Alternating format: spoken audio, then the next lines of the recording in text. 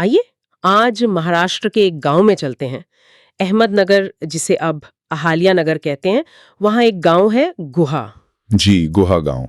वहाँ तकरीबन 450 मुसलमान रहते हैं और उन्हें एक बहुत शदीद समाजी और माशी बाइकॉट का सामना है।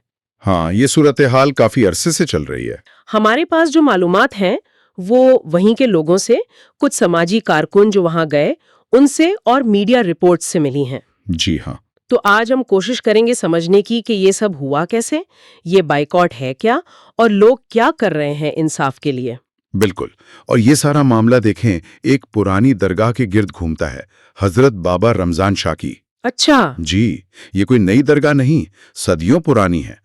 मतलब इसकी एक सनद तो 1854 की बताई जाती है। ओह, काफी पुरानी। हाँ, और वहाँ के मकामी मुसलमान खानदान नस्लों से उसकी देखभाल करते आ रहे थे। तो फिर ये अचानक इतना शदीद तनाज़ा कैसे बन गया? जरा कुछ बता रहे हैं कि कोई मूर्ति रखी गई थी। जी, वो एक, आप समझें, नुक्ता आगाज था। कोई 2-2.5 साल पहले की बात है। दरगाह के अहाते में मुबैना तौर पर एक मूर्ति रख दी गई। अच्छा। लेकिन बात सिर्फ वहीं नहीं रुकी। असल खराबी हुई दिसंबर 2023 में। क्या हुआ दिसंबर में? जराये के मुताबिक दरगाह से जो हरे खिलाफ थे, झंडे थे, वो हटा दिए गए। हटा दिए गए? जी, और उनकी जगह भगवा यानी जाफरानी रंग के लगा दिए। फिर वहां आरती जैसी नई रस्में शुरू हो गई जो पहले कभी नहीं होती थी। ओह। और एक मकामी एमएलए का भी जिक्र आया है, जिन्होंने कहा कि उनके ख्वाब में देवता आए और प्रकट होने का कहा। तो ऐसी बातें भी शामिल हो गईं।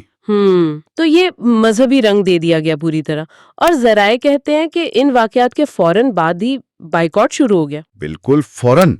जैसे ही ये वाकयात हुए, गांव में मुसलमानों का समाजी और माशी बाइकॉट शुरू कर दिया गया। ये तो मतलब बाकायदा ऐलान करके? जी, मुतासरीन और कारकुन यही बता रहे हैं। कुछ हिंदू तंजीमों का नाम लिया जा रहा है, जैसे हिंदू जन जागृति समिति। उन्होंने मुबैना तौर पर ऐलान किया। और ये बाइकॉट किस किस्म का था? क्या किया गया? इतलात तो बहुत संगीन है। कहा गया कि अगर कोई हिंदू किसी मुसलमान से बात करेगा या उनसे कुछ खरीदेगा तो उस पर 2000 रुपए जुर्माना होगा। 2000 रुपए बात करने या खरीदारी पर? ये तो। जी, और ये सिर्फ कहा नहीं गया, लोगों ने महसूस किया है इसका दबाव। और क्या हुआ? दुकानों का, रोजगार का क्या बना? जराए बताते हैं कि जिन मुसलमानों की किराए की दुकानें थीं, चाहे वो वेल्डिंग की हों, मेडिकल स्टोर, चाय की दुकान, दर्जी, सबको कहा गया फौरन खाली करो। फौरी तौर पर? जी, यहाँ तक कि जो खवातीन खेतों में मजदूरी करती थीं, जमींदारों को कहा गया कि उनको काम न दिया जाए, और अगर कोई देगा तो उस पर भी जुर्माना होगा। यानी मुकम्मल माशी नाकाबंदी एक तरह से। बिल्कुल। इसके असरात तो बहुत ही खराब हुए हैं। बहुत से लोगों का रोजगार बिल्कुल ठप हो गया। जाहिर है। जो रोज कमाने खाने वाले थे, उनके लिए तो बहुत ही मुश्किल हो गई। कुछ खानदान तो जराये के मुताबिक मजबूरी में गांव छोड़कर भी चले गए हैं। ओह, लेकिन आपने कहा कि बहुत से लोग अब भी वहीं हैं। जी हाँ, ये अहम बात है। सब नहीं गए, बहुत से लोग वहीं डटे हुए हैं और अपने हक के लिए लड़ रहे हैं। और ये लड़ाई आसान नहीं होगी। वो क्या कर रहे हैं? वो 29 दिसंबर 2023 से, यानी आप हिसाब लगाएं, 540 दिन से भी ज्यादा हो गए हैं। 540 दिन? जी, 540 दिन से ज्यादा अरसे से वो मकामी तहसीलदार के दफ्तर के बाहर मुसलसल धरना दिए बैठे हैं। इतने अरसे से? ये तो गैर मामूली इस्तकामत है। बिल्कुल। और इस मामले पर बाहर से भी तवज्जो पड़ी है। महात्मा गांधी के पड़पोते हैं तुषार गांधी, उनकी टीम ने गांव का दौरा किया। अच्छा। मुंबई में भी एक तंजीम है, हम भारत के लोग, उनके तहत मीटिंग हुई। इसमें कई सियासी समाजी लोग आए। तो कुछ मदद मिल रही है?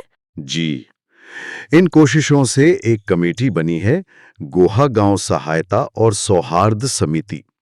वो कानूनी और दूसरी मदद फराहम करने की कोशिश कर रहे हैं। कानूनी मदद की बात आई। महाराष्ट्र में तो मेरे ख्याल में 2016 से एक कानून है सोशल बाइकॉट के खिलाफ। जी हाँ, बिल्कुल है।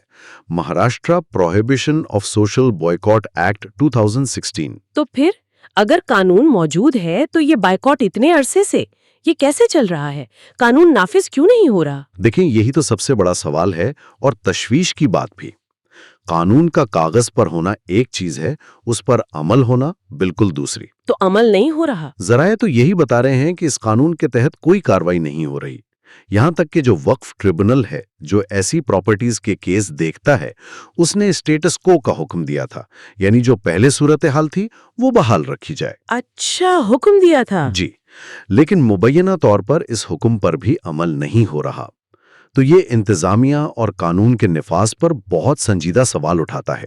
تو اگر ہم خلاصہ کریں، گوہا گاؤں میں درگاہ پر ایک تنازع شروع ہوا جی، جو پھر ایک بہت سنگین اور طویل سماجی اور معاشی بائیکاٹ میں بدل گیا۔ بالکل، اور یہ بائیکاٹ اب بھی جاری ہے ریاستی قانون ہونے کے باوجود۔ اور متاثرہ کمیونٹی 540 دن سے زیادہ سے احتجاج کر رہی ہے اور قانونی اور سیاسی مدد حاصل کرنے کی کوشش میں لگی ہوئی ہے۔ جی، یہی صورتحال ہے۔